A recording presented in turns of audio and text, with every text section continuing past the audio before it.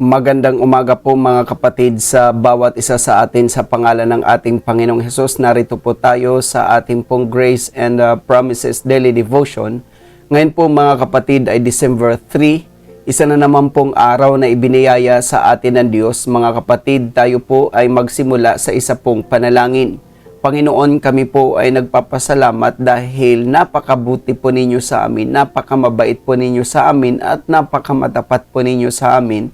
Thank you sa inyong protection dahil patuloy po ninyo kami inililigtas sa lahat ng lalang ng kaaway, plano ng kaaway at gawa ng kaaway. Salamat din dahil sa tuwing kami ay gigising, taglay-taglay namin ang biyaya ng kalakasan at biyaya ng kalusugan na galing sa inyo, malayo sa mga sakit at karamdaman. Salamat din po Panginoon sa inyong probisyon sa araw-araw dahil kailanman ay hindi po ninyo kami pinagkukulang. Ang biyaya at pagpapala po ninyo ay sapat at sobra-sobra pa sa aming mga buhay. Salamat din sa aming mga kapatid, kaibigan, kapanampalataya na aming pong makakasama ngayong umaga upang pagbulay-bulayan ang iyong mga salita. Patuloy po ninyong pagpalain ang aming buhay kasama ang aming kanya-kanyang sambahayan. Dahil naniniwala kaming lubos ng iyong mga salita ay hindi babalik ng walang kabuluhan, ito po ay patuloy na tutupad, gaganap at magpapangyari sa lugar na iyong pinagsuguan. Kaya minsan pa hinihiling namin na isugo po ninyo ang iyong mga salita sa lahat ng mga nakikinig ngayon nang sa gayon ay mapagpala ang aming mga buhay. Salamat sa iyong mga salita na patuloy pong nagbubunsod ng kalakasang espiritual, nagdudulot ng matibay na pananampalataya at nagbibigay sa amin ng matatag na pag-asa. Salamat din sa isang napakagandang araw na naman na inyong ipinagkaloob sa amin. Dahil sa araw na ito, alam po namin may panibagong laang biyaya po kayo at panibagong laang pagpapala sa bawat isa. That's why we as your children are expecting that we will receive all the blessings that you have stored and prepared for us today. And this we pray in Jesus' mighty name. Amen and amen. Good morning, brethren in Christ once again. Welcome sa ating pong Grace and Promises Daily Devotion. At ang ating pong pagbubulayan ngayon ay ating mababasa sa Mark 11:23. Ito ang wika sa Tagalog ang Biblia. Katotohanang sinasabi ko sa inyo, ang sino mang magsabi sa bundok na ito, mapataas ka at mapasugba ka sa dagat, at hindi mag-alinlangan sa kanyang puso, kundi manampalataya na mangyayari ang sinabi niya, ay kakamtin niya yaon. And in Amplified Version, Mark 11:23, truly I tell you, whoever says to this mountain, be lifted up and thrown into the sea, and does not doubt at all in his heart, but believes that what he says will take place, it will be done for him. Mapagpala po ang salita ng Diyos na ating pagbubulayan ngayon mga kapatid. We all know ng author po ng Gospel according to Mark is Apostle Mark himself.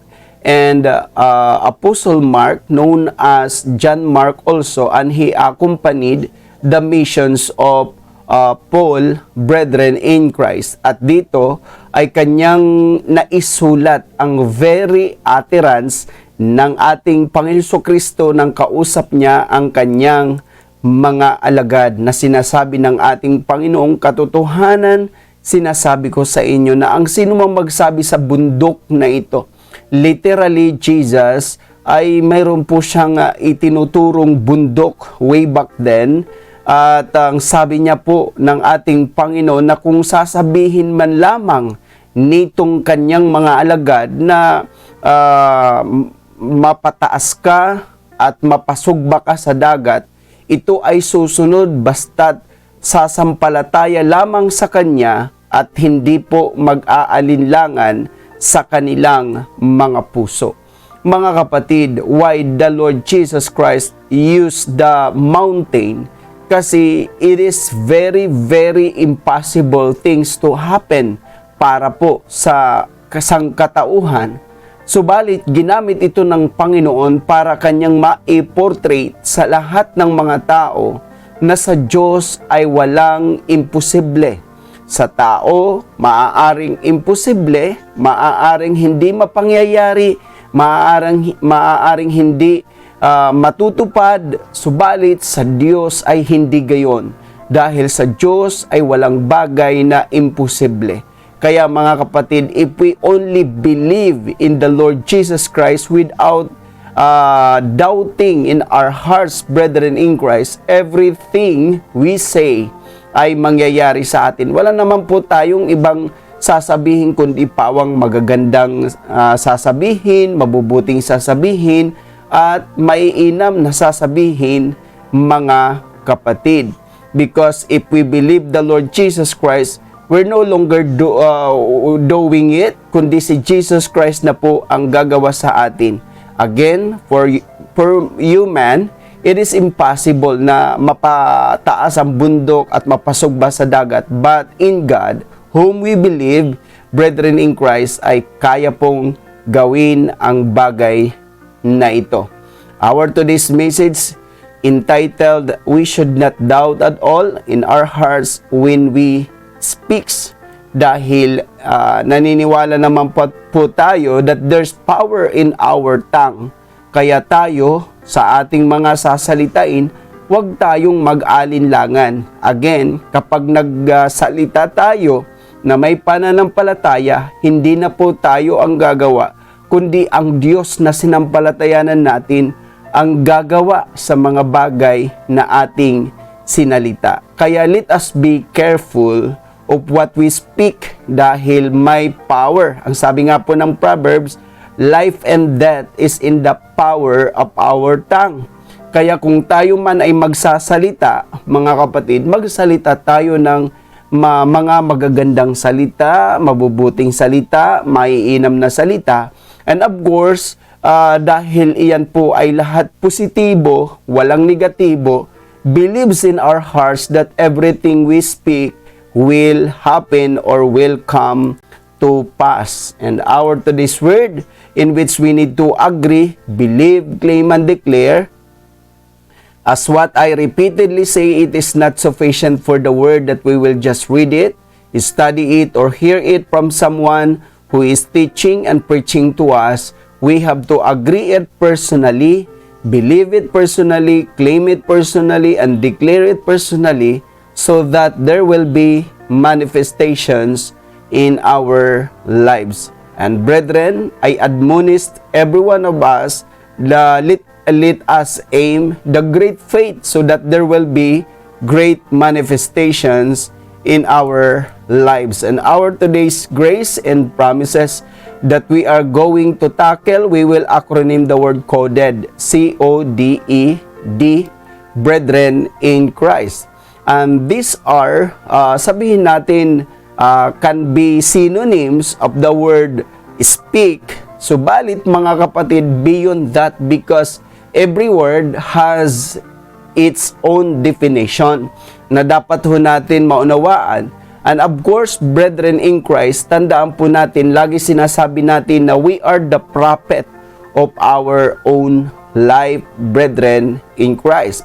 First point, believe what we command will take place. Kasi biri mo, ang sabihin sa bundok na ito, mapataas ka at mapasugba ka sa dagat, do we commanding, brethren in Christ? Of course, yes.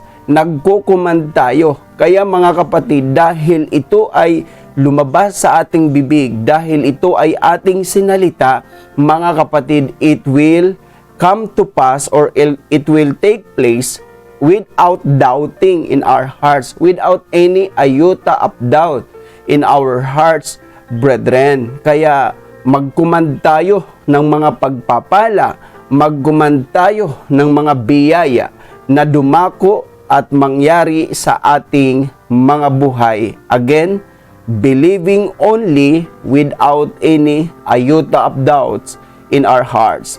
And second point, believe what we order or demand will take place. Mga kapatid, tandaan po natin, God has given us power, authority, At tandaan po natin, we have authority. We have authority to order. We have authority to demand. Tandaan po natin, mga kapatid, kaya tayo na mga anak ng Diyos ay kailangan mayroon po tayong paggamit sa ating karapatan, kapangyarihan at kapahamalaan by ordering, na kapag nakakaranas tayo ng difficulties, hardships, and challenges sa buhay, i-order natin, I am commanding in the name of Jesus, be in order, like that. So let us demand that everything, brethren in Christ, will be fine. Yan po ay papangyarihin ng Diyos dahil we have power and authority, brethren in Christ. And third point, believe what we declare or confess will take place. Tandaan po natin, walang masama magdeklara. Ang iba ay hindi po nakaka-cope up kasi para bang pag sinabi mong ikaw ay magaling, lalo't pag may sakit ka, nakikita nilang may sakit ka at sinasabi mo, I am healed, para daw ito ay pagsisinungaling. Hindi, mga kapatid. What we experience today is what we declared yesterday. And what we confess and declare today will manifest tomorrow or some other day, brethren in Christ. Kaya, halimbawa, may sakit tayo ngayon. Sinabi natin, I am healed.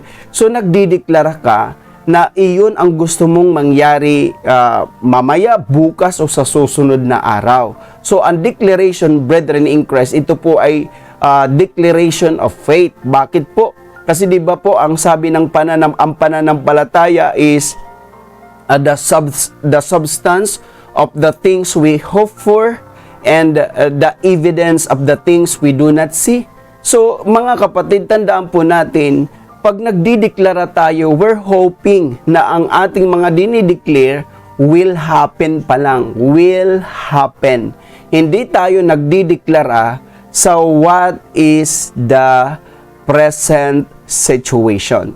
Kaya, yun po mga kapatid, let us declare, let us confess na I am well, I am strong, I am able, like that, brethren in Christ, I am prosperous, I am successful, I am blessed, I am loved, I am favored. So, marami tayong pwedeng confess over our lives, brethren in Christ. And why we declare? Because we wanted all what we confess will happen sa buhay po natin. And of course, fourth point, believe what we expect or anticipate will take place. Tandaan po natin na if we do not expect, we will receive nothing. Kaya every time that we study the Word of God, because these are God's words, brethren in Christ, let us expect. Every time that we listen the Word of God, let us expect. Kapag tayo ay nananalangin sa Diyos, let us expect na matatanggap natin ang ating mga pinanalangin. Kapag tayo ay tutungo sa church, magsisimba tayo, at mga kapatid, expect that you will receive something good sa Diyos. Kaya, let us be an expectant, brethren in Christ. Kaya naririnig po ninyo mga kapatid sa ating mga pambungan na panalangin dito sa Grace and Promises Daily Devotion, lagi po, we expect what you have stored and what you have prepared for us today na amin tatanggapin. So, let us be expectant.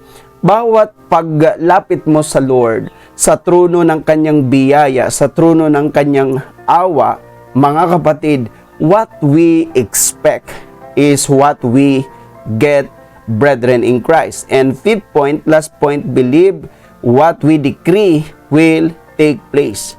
Mga kapatid, mahalaga ho na nagdidecree tayo.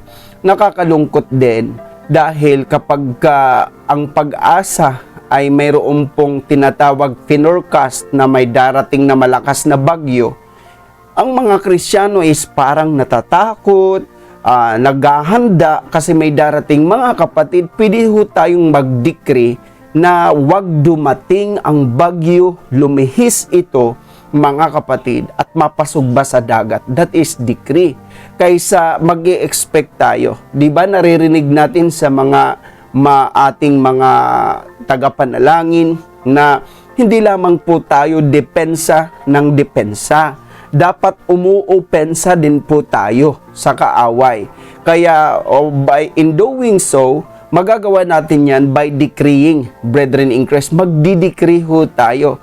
Bagyo sa pangalan ni Jesus, hindi kita pinapayagan na pumasok sa teritoryo ng Pilipinas. Yan po ang ibig sabihin ng decree, brethren in Christ. Instead na matakot tayo, instead na mangamba tayo, instead na mag-alala tayo, instead na maglumihanan tayo kung anong gagawin natin, brethren in Christ, you have the word of God, you have the authority, you have the faith. Why don't you decree na itong mga gawa ng kaaway, you have that power and authority to stop the works of the enemy by decreeing, brethren in Christ. Kaya we have to understand this, brethren in Christ.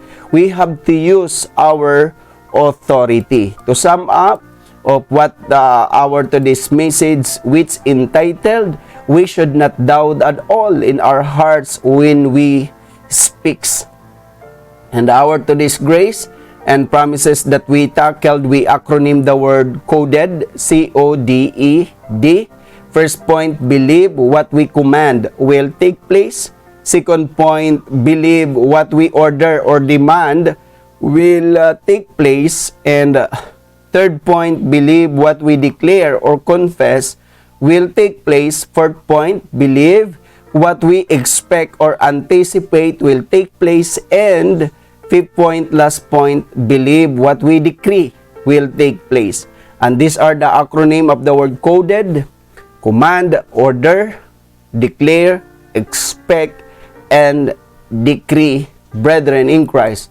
Without doubting in our hearts, without any iota of doubts in our hearts, only believing the Lord Jesus Christ, because again, once we believe the Lord Jesus Christ, we're not the one doing it. Jesus is the one will do it for us. Kaya mga kapatid, ulitin natin, sumampalataya lamang tayo na walang pag-aalinlangan, walang pag-aalangan, walang pagdadalawa ng isip, mga kapatid, sa ating mga puso, kundi mahalaga na konkreto ang ating pagsampalataya sa ating Panginoon at mangyayari anuman ang ating salitain at sabihin. Panginoon, kami po ay nagpapasalamat dahil tunay nga po na binigyan niyo po kami ng karapatan, hindi lamang tawagin na mga anak, kundi binigyan niyo po kami ng rights, binigyan niyo po kami ng power, binigyan niyo po kami ng authority. And thank you, Jesus, dahil kami ngayon ay may kapamahalaan, karapatan, at kapangyarihan. At thank you, Jesus, because whatever we speak, whatever we say will come to pass. It will happen without any iota of doubt in our hearts. Because, Lord, we can command, we can order or demand, we can declare or confess, we can expect and anticipate, and we can decree, Lord, because we hold on, Lord, sa iyong mga salita na ang sabi mo, anuman ang aming sabihin, ito ay mangyayari kapag kami ay sasampalataya sa kapangyarihan mo, sa kakayanan mo. Kaya, Lord, we decree na kami ay lubos na pinagpala, kami ay lubos na biniyayaan, kami ay lubos na pinaburan, at kami ay lubos na iyo, Panginoon,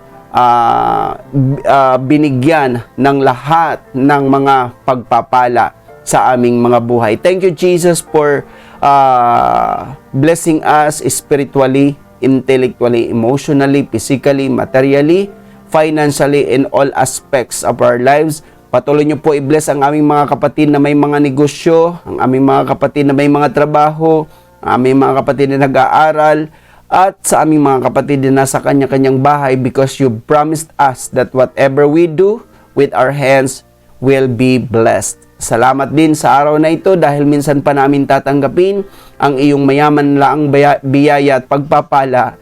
That's why sa buong maghapon na naman, Panginoon, kami po ay magiging prosperous, successful, victorious, favored, and blessed. At tiyak na naman na kami ay magiging pagpapala sa aming pamilya, sa aming iglesia, sa aming komunidad, at sa lahat ng taong aming makakasalamuha. Salamat sa lahat ng iyong mga anak, born again, Kristiyano at mananampalataya throughout the world, because in your hands we are well secured, well protected, because we are covered with your precious blood, we are surrounded with your guardian angels, and we are bearing your powerful name. Salamat din po sa aming bansang Pilipinas. Ang bansang Pilipinas ay bansang pinagpala, Panginoon, hindi po bansang sinumpa. At itinataas namin ang aming mahal na presidente kasama ng kanyang kabinete na patuloy po ninyong pagpalain. At of course, Lord, ang mga senadors, governors, mayors, captains, councilors, mga kagawad, mga tanod, lahat po ng government officials from national down to local, kasama po ang Armed Forces of the Philippines and Philippine National Police. Lord, we lift them up all to you, and we pray and decree that bless them all with their families, and help them, Lord, to serve people with integrity, dignity, and honesty. I-abstance nyo po sila sa lahat ng gawa ng kaaway, tulad po ng corruption, greediness, selfishness, kundi maglingkod sila na may katapatan na puso sa inyong harapan, at may pagmamalasakit at pagmamahal sa kapwa-tao. Thank you, Jesus. Kami naman po na inyong mga anak, we are happy to be part of your family. We are happy to be your children because we are enjoying all your grace, all your blessings na lagi pong inilalaan sa aming mga buhay. And this we pray in Jesus' mighty name. Amen and amen.